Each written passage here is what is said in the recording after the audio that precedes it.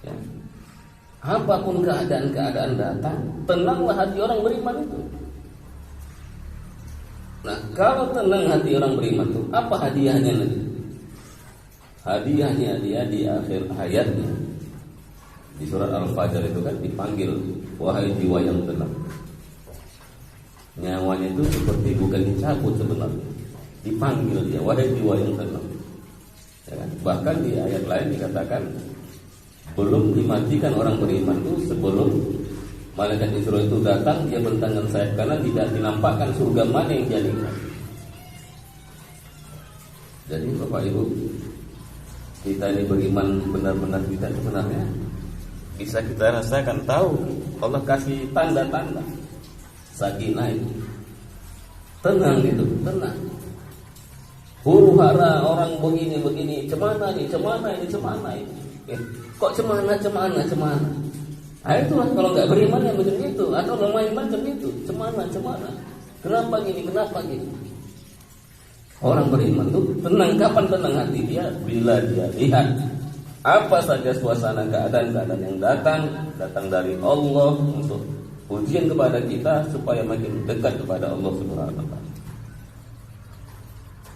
Makanya itu musibah-musibah, ya kan?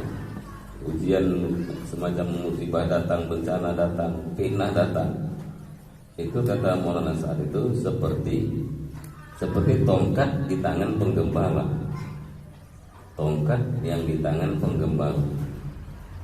Nah, penggembala ini dia punya ratusan domba, kadang-kadang satu lomba ke domba.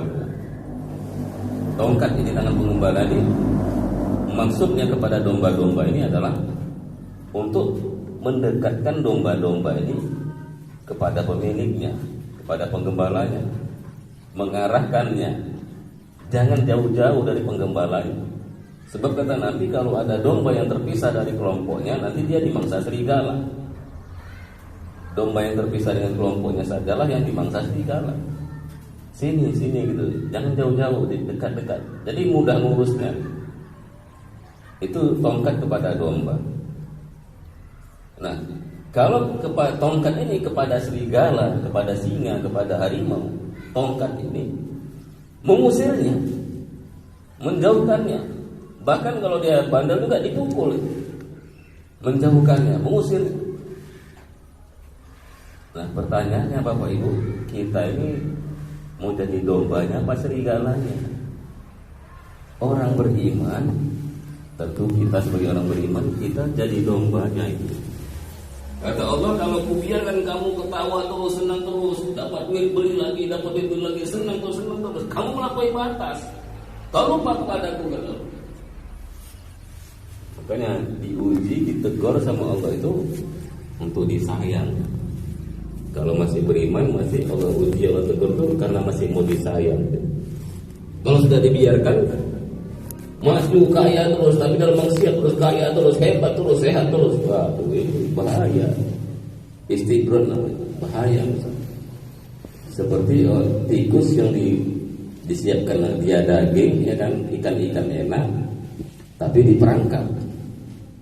Udah makannya daging itu masuk dalam perangkap, besok pagi tuan rumah itu mengambil bensin, disiram, dibakar. Jadi pendosa dikasih senang terus, itu namanya dia udah mau dibakar sebenarnya. Jadi itulah waktu iman maka ada dakwah ini betul-betul untuk dia. Maka inilah yang terbentuk dalam diri para sahabat semua, iman mereka sempurna. Mending sepaket dengan la ilaha illallah Muhammadur Rasulullah. Jadi inilah yang namanya iman, syahadatain, asyhadu an la ilaha illallah wa asyhadu anna Muhammadur Rasulullah. Jadi kita sudah memberikan kesaksian bahwa kita tidak menyembah selain Allah. Enggak menyembah selain Allah, enggak ada yang bisa buat apa-apa, memberi apa-apa selain Allah. Kemudian tidak ada, sudah buat kesaksian kita, wa asyhadu anna Muhammadur Rasulullah, kita sudah buat kesaksian bahwa tidak ada cara hidup, tidak ada tertib hidup yang bisa menyampaikan saya ini sebagai orang Islam kepada kecintaan Allah kecuali ambil cara hidup Nabi, buang yang bukan cara hidup Nabi. Ini sepaket dia, la ilaha illallah Muhammadur Rasulullah. Jadi nggak ada yang bisa membawa kejayaan kita kecuali kita ambil cara hidup Nabi. Masih bilang apa itu agama?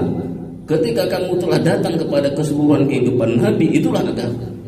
Yang bukan kehidupan Nabi itu bukan agama. Pasti nggak ada kejayaan. Walaupun nampaknya paten, nampaknya macam betul, nampaknya macam bagus. Tengok kehidupan Yahudi Nasrani. Oh, kehidupan manajemen, kehidupan ini, industri, kehidupan ini, macam bagus nampaknya, macam hebat nampaknya. Itulah ujian pandangan mata kita. Sebaliknya kita mau hidup pada cara Nabi. Waduh, jelas orang Islam sekarang menuduh ketinggalan zaman gitu. Jadi sampai hari kiamat ibu-ibu ya kan, ada dua tertib hidup yang saling berlawanan, tidak akan pernah ketemu. Satu, qul in kuntum tuhibbunallah fattabi'uni yuhibbukumullah. Satu cara hidup Nabi, yang cara hidup Nabi pasti mendatangkan kecintaan Allah. Ya, katakanlah ya Muhammad, Allah tidak akan mencintai kalian sebelum kalian ikut cara hidup aku. Fattabi'uni, kalau mau dicintai Allah ini nih, ikut cara hidup aku kata Nabi. Barulah yuhibbukumullah, baru Allah cinta pada kalian. Nah sebaliknya, walan tardu angkal Yahudi walan Nasoro hatta tatabi'a millatahu. Allah sendiri firmankan bahwa orang Yahudi Nasrani tidak akan senang sebelum kita ikut milah cara hidup mereka. Sampai hari kiamat mereka tidak akan senang sebelum kita ikut milah mereka.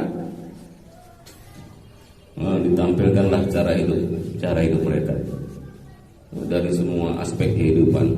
Hancur-hancuran sekarang orang Islam. Nah, makanya digoreng di mana-mana orang Islam. Ikut kehidupan mereka. Maka sahabat-sahabat, sahabiah ya kan, meyakini perkataan Nabi itu ya, tidak dengan logika pandangan mata mereka. Sebagai contoh, ada sahabat ini berjalan bersama Nabi. Jadi ketika berjalan bersama Nabi, ada satu pohon yang tumbang. Maka Nabi menundukkan kepala. Sahabat-sahabat pun menundukkan kepala. Ada sahabat yang badannya kecil. Kalau dia pakai logika dia nggak menundukkan kepala pun dia nggak kena kepalanya ke pohon itu. Tapi dia tidak pakai logika itu. Nabi menundukkan kepala, dia menundukkan kepala. Maka lewat semua. Nah pada kali yang lain, sahabat tadi waktu yang lain lewat di tempat yang sama, pohon tumbang itu sudah nggak ada. Maka sahabat tadi lewat di situ pun dia nundukkan kepala. Itu tandanya mereka nundukkan kepala itu ikut Nabi, bukan ikut logika mereka. Kalau ikut logika mereka, ngapain nundukkan kepala lagi? Nabi sudah nggak ada, pohon itu sudah nggak ada. Rupanya ibu-ibu, sahabatnya semua nundukkan kepala. Rupanya dari jauh musuh memanah mereka. Pasti mereka lewat sini, musuh memanah kepala mereka. Satu-satu dipanah kepala mereka. Akhirnya semua lewat mereka ini, kepala mereka nggak ada yang kena panah. Kenapa? Di balik sunnah ada kejayaan. Mereka nundukkan kepala bukan mengelakkan panah, mereka menghidupkan sunnah Nabi. Ya, seperti kisah Sayyidina Ali yang dikepung di rumah Nabi, dikepung di rumah 100 pemuda kuat-kuat itu. Maka Nabi bilang, wahai Ali, aku mau hijrah ke Madinah. Gantikan aku dalam selimut ini.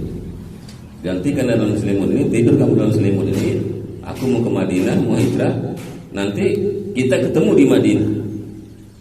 Nah, kata-kata Nabi ini, kita ketemu di Madinah. Sayyidina Ali langsung paham. Ya. Karena Nabi bilang kita ketemu di Madinah, aku pasti hidup. Kan? Maka dia tidur dengan nyenyak sebagaimana orang biasa tidur. Akhirnya di kali yang lain, sahabat-sahabat nanya, wahai Ali, gimana kamu bisa tidur dengan tenang sementara rumah itu dikepung sama pemuda? Pasti kamu kena tombak kan? Karena mereka mau membunuh Nabi. Gimana kamu bisa tenang tidur? Gimana aku nggak tenang tidur? Aku yakin kata Nabi, nanti kita ketemu di Madinah. Sejak Nabi bilang begitu, aku yakin ketemu, maka aku tidur dengan nyenyak sebagaimana orang tidur. Allah, itulah iman kepada Allah, iman kepada apa yang dikatakan Nabi. Nah, maka kita ikut apa yang dikatakan Nabi, pasti betul. Itulah sahabat sahabiah yakin apa yang dikatakan Nabi, mereka ikut. kita ikut cara hidup yang bukan cara Nabi, ibu makin susah, kita makin susah. Sebenarnya sebesar debu pun masih ada kita pakai cara hidup kita dalam aspek kehidupan kita pakai cara Nabi, maknanya memberi peluang datangnya kebinasaan sebenarnya dalam kehidupan kita. Nah, inilah yang dijadikan pondasi kalimat thayyibah la ilaha illallah Muhammadur Rasulullah. Kalau keyakinan ini sudah sempurna, maka hadiah dari Allah amal-amal ini semua untuk menarik pertolongan Allah secara langsung. Jadi mau selesai masalah di dunia, di kubur, pada masa nanti surga, Allah kasih amal ini sebenarnya untuk menarik pertolongan Allah secara langsung. Sholat, ya kan, belajar ilmu, zikir, Quran, ya kan, surat Yasin, sebagainya itu kan. Kemudian silaturahmi, ya kan, sifat kasih sayang, memuliakan, sifat ikram itu kan. Kemudian ikhlas, ya, membelanjakan harta di jalan Allah, membelanjakan harta untuk agama, ya kan, fisabilillah. Semua amal-amal ini itu Allah katakan bukan untuk menyusahkan kita, tapi untuk dapatnya menarik qudratullah itu dengan amal. Nah, makanya amal agama ini dijadikan asbab mutlak, asbab yang pasti. Kalau yang nampak ini asbab zulumat, bisa berhasil bisa tidak. Nah, maka sahabat-sahabat Nabi SAW mereka itu sudah terbiasa menarik, ya kan, menarik pertolongan Allah itu dengan asbab yang mutlak, yaitu asbab amal-amal agama. Hari ini sholatnya sama seperti sholatnya sahabat itu, cuma yang ngerjakan sholat sekarang beda kita dengan sahabat. Tidak datang pertolongan Allah. Banyak orang selesai sholat malah gelisah, malah kadang-kadang bisa berkelahi sama tetangga, macam-macam. Ya kan? Sholat tapi hatinya gelisah. Sholat dalam keadaan fondasi iman yang tidak benar. Nah, maka Bapak Ibu, inilah, ya kan, sifat-sifat sahabat ini. Sahabat ini dijadikan dalil agama. Sebenarnya semua, ya kan, apa saja. Kalau sudah lihat sahabat-sahabat ini sudah mudah. Muzakarah hidup sederhana misalnya. Ya udah kisahkan aja kisah Fatimah, kisahkan kisah Aisyah, selesai, itulah sederhana. Kita ceritakan aja dapurnya rumah Nabi, rumahnya rumah Nabi, ya kan, rumah Nabi, rumah sahabat, kan gitu. Udah selesai. Sederhana dalam pakaian, ya ceritakan aja pakaian sahabat. Ya sudah, itulah udah enak kalau jadi inilah maksudnya.